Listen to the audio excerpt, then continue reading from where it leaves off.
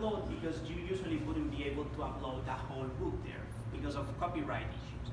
But you could put the table of contents, for instance, or if you have published in a journal, which will not allow you to post these things, sometimes you have to read the small letters. Sometimes the journal allows you to post something in your personal web.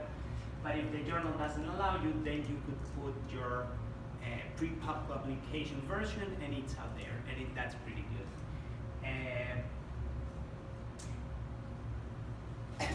Okay, now there's another way in which these sites are useful because you can, of course, in your profile, you say which area you are working, etc., but you get suggestions as to what people are publishing in those very areas. And that's pretty nice in terms of I get to see what people are doing.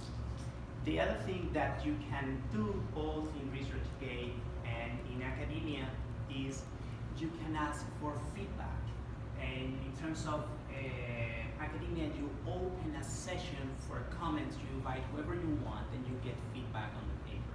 Now, it all depends on who your friends are, because mostly it's your friends who would join those sessions, but it could be interesting. It's another way of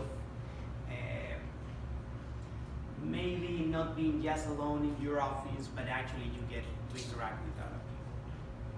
And of course, you can follow the researchers that you are interested in, the ones you are working with, the ones you're competing against, and you see what they're doing. And that's pretty good. Just to be updated.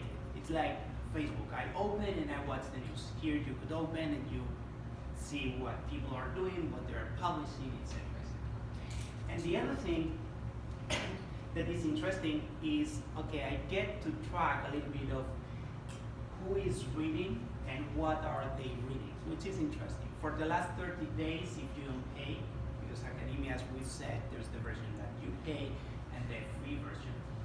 So in the free version, you get to see the last 30 days, you get to see the country, which could be interesting. So I work on Hispanic studies, so it's mostly Hispanic countries. Then I collaborated with somebody in Japan, it's people from Japan, etc.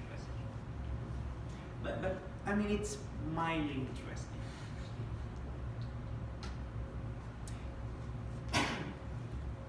And you get this kind of summary, okay, people from 14 different universities, 23 countries, blah, blah, blah. Now, as we said, you can pay, then you get more information, and you get information on the impact of your research, and that's kind of interesting. So sometimes we think in terms of tenure as how many publications you have, and maybe the reviewer letters or whatever dogs are reviewers. But it's also interesting to know how many times you have been quoted. Just as a interesting metric, okay? And so if you have been quoted 200 times, that already tells something. Now, of course, it's tricky because it depends on the field whether you will be quoted often or not, but it's interesting.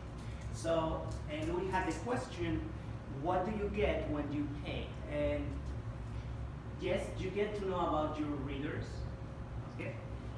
And that's that's part of the advertising. Please pay, and you can see your visitors. But the other thing is that you get to see specifically who are quoting you. You get access to the documents that are quoting you, so that you see how your research is being perceived. You see if you have to react to something. It keeps you a little bit of up to date. And then you have your personal website on there and information on grants. We will then go to ResearchGate, because in ResearchGate you get these things for free.